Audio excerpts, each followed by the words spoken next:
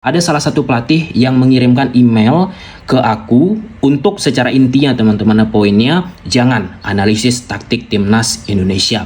Ya, aku rasa ini pantas untuk kita bahas di kanal YouTube ini. Nah, beberapa waktu yang lalu teman-teman, ada seorang pelatih yang berkecimpung di sepak bola Indonesia yang mengirimkan sebuah email kepada aku yang secara poinnya jangan membedah taktik, jangan menganalisa taktik timnas Indonesia pada saat timnas Indonesia baru saja usai misalnya tampil menghadapi tim A, tim B, tim C, dan lain sebagainya. Nah, apa yang aku alami ini tentu jika teman-teman yang sudah lama mengikuti kanal YouTube Tommy Deski ini bukan sekali, bukan hanya 2 kali, bukan 3 kali, bukan 4 kali, bukan 5 kali, bukan 6 kali, lebih 10 kali, lebih 20 kali, yang dimana masih ada orang yang menentang, mengecam, dan sejenisnya ketika kita melakukan analisa taktik, khususnya di ekosistem sepak bola Indonesia. Kalau kita bahas taktik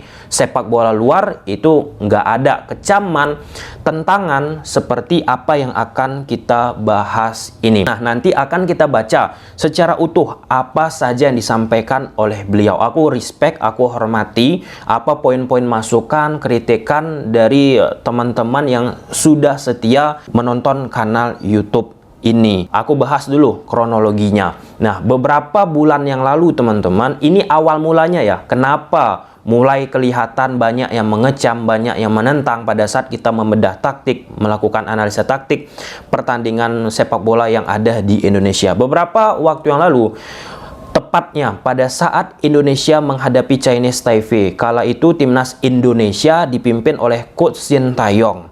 Nah, kemudian selesai pertandingan, ya kita bahaslah, kita analisalah apa yang dilakukan oleh timnas Indonesia di pertandingan tersebut. Aku posting lewat berbagai platform media sosial aku. Nah, kemudian pada saat selesai aku posting, ternyata respon masyarakat di Indonesia positif banget terhadap video tersebut.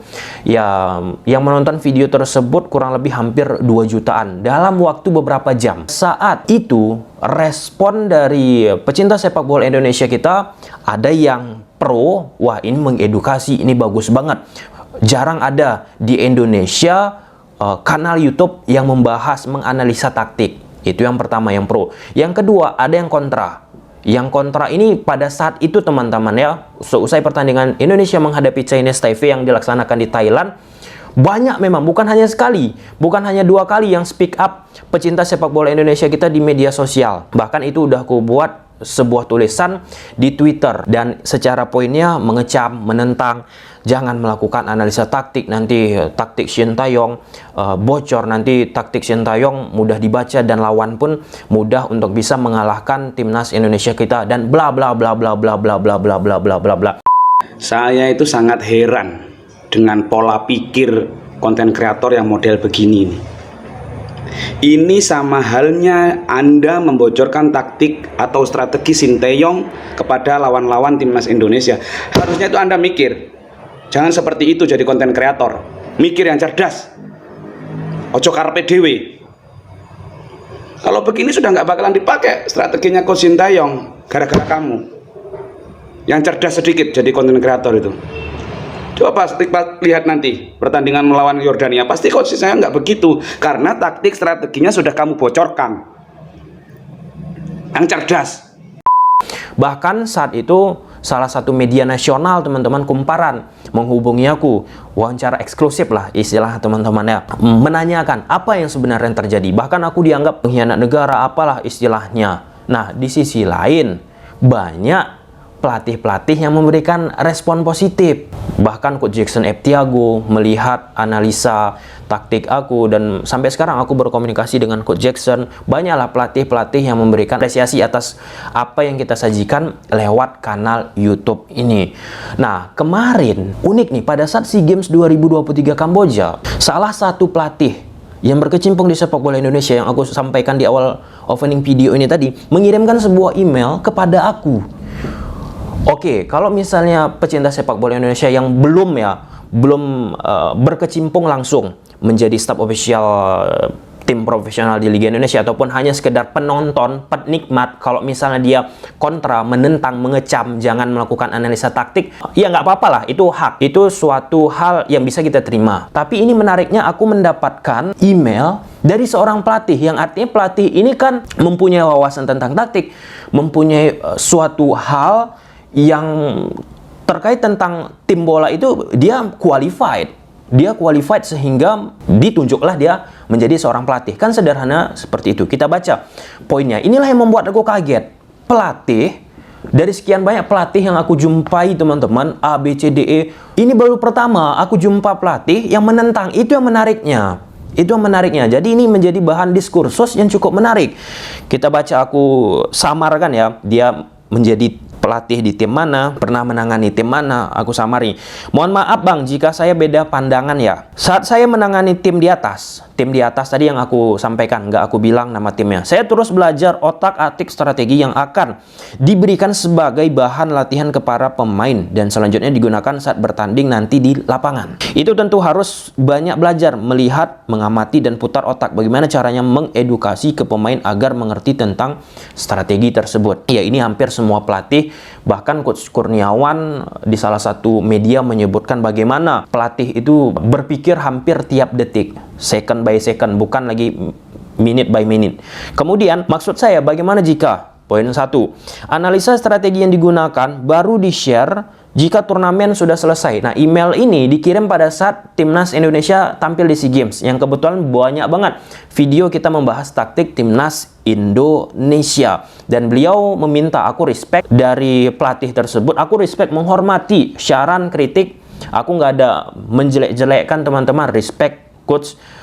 Disarankan beliau untuk nextnya ataupun pada saat itu jangan membahas taktik Timnas Indonesia seusai Timnas tampil, tapi setelah Timnas selesai mengikuti turnamen A, B, C, D, misalnya di SEA Games kemarin, turnamen udah selesai ataupun SEA Games-nya udah selesai, baru di akhir kita bahas taktiknya dan turnamen-turnamen lainnya. Kemudian poin 2, tidak di-share di sosial media. Karena hasil analisa yang abang share ditonton semua orang dan tidak dipungkiri oleh lawan atau calon lawan tanding kita atau siapapun, sehingga informasi bocor.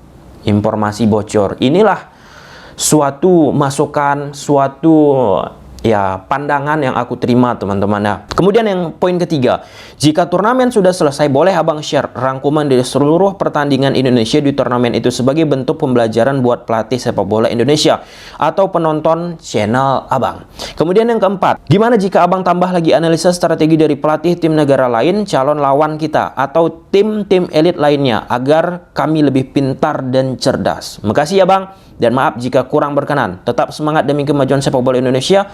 Salam olahraga sepak bola. Itulah poin-poin yang beliau sampaikan. Gimana menurut teman-teman? Coba silahkan tulis di kolom komentar pendapatnya, dan kalau bisa video ini teman-teman screenshot, share di story Instagram, tag Instagram aku @tommy_sudeski, karena ini penting untuk disebarkan secara luas. Karena apa? Ya kaget aja gitu aku, nggak bisa, aku harus hati-hati bicara. Kaget aja. Perihal poin keempatnya disampaikan oleh salah satu pelatih ini. Gimana jika abang tambah lagi analisa strategi dari pelatih tim negara lain, calon lawan kita atau tim elit lainnya agar kami lebih pintar dan cerdas. Poin keempat ini aku lakukan loh di kanal YouTube ini, tapi nggak banyak. Kenapa? Itu aku lakukan pada saat pertama kali ya teman-teman, di pertandingan Barcelona menghadapi Ferencváros di Champions League. Preview nggak tatap muka seperti ini, langsung menggunakan grafis di lapangan dengan taktik board. Oke, itu videonya 5 pertandingan aku tonton. Bayangkan 5 pertandingan. Setelah kita nonton, kita cari data. Nah, data tersebut kita masukkan nanti lewat sebuah video tersebut. Video tersebut selesai diedit, aku posting di kanal YouTube, dan selesai video tersebut aku posting dan selesai pertandingan Barcelona menghadapi Ferencváros, ada yang menghubungi aku lewat Instagram.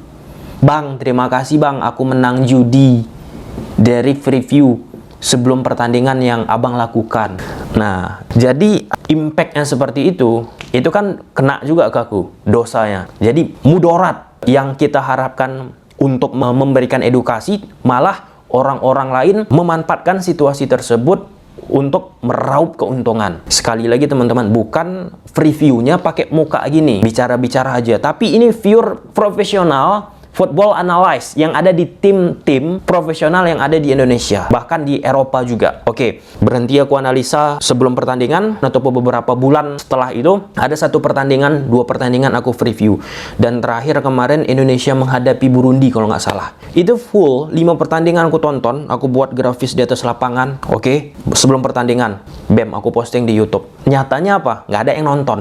Nah, artinya apa? Ada 2 hal poin. Pertama, mudaratnya terlalu banyak orang memanfaatkan main judi. Itu tentu nggak. Ya, kita nggak usah berpikiran tentang uang lagi. Itu mudaratnya udah dosa banget kita. Case close, nggak usah kita bahas. Yang kedua, kecenderungan teman-teman saat kita membahas review pertandingan sepak bola, itu nggak ada ditonton. Nah, harapan kita ketika kita membuat review pertandingan sepak bola, kan ya harusnya udah kita nonton 5 pertandingan, kemudian kita cari lagi data, kulik-kulik, kemudian kita share, nggak ada yang nonton. Bahkan ada 1 pertandingan yang nonton 8.000, 10.000. Kemudian pada saat timnas Indonesia menghadapi Burundi usai, kemudian kita tarik ke analisa pertandingan timnas Indonesia menghadapi Burundi, sama itu. Sama itu. Kenapa bisa sama? Based on-nya 5 pertandingan yang dikorelasikan dengan data. Jadi nggak kaget kita ketika melakukan reviewnya. Reviewnya tepat, reviewnya pun lebih mudah karena sudah kita tuangkan di suatu analisa. Oke, mungkin sampai sini semoga terjawab teman-teman. Ada mungkin yang bertanya sebagian, kenapa membahas review analisa pertandingan Indonesia menghadapi Burundi kemarin? Apa nggak menutup kemungkinan dijudikan lagi? Pertama, itu pertandingan uji coba. Yang kedua, aku mencoba membuat sebuah review tes ombak. Ada nggak respon-respon negatif ataupun orang-orang yang mengambil keuntungan lewat permainan judi dari video tersebut? Itu dia yang penting. Kalau yang dosa-dosa gitu kita hindari lah. Kembali ke konteks yang kita bahas ini. Ini satu hal yang cukup menarik. Di banyak pelatih yang aku jumpai, pelatih lokal, pelatih asing, Liga Indonesia, kemudian ya football analyst yang ada di sepak bola Eropa, semua rata-rata teman-teman memuji. Yang menariknya, ya harusnya kan, ya aku susah mengatakannya. Yang mengirimkan email ke aku ini, respect lah. Respect aku teman-teman. Ini menjadi satu hal yang menarik aja. Yang aku pun aneh. Cobalah tulis di kolom komentar gimana menurut teman-teman. Bye.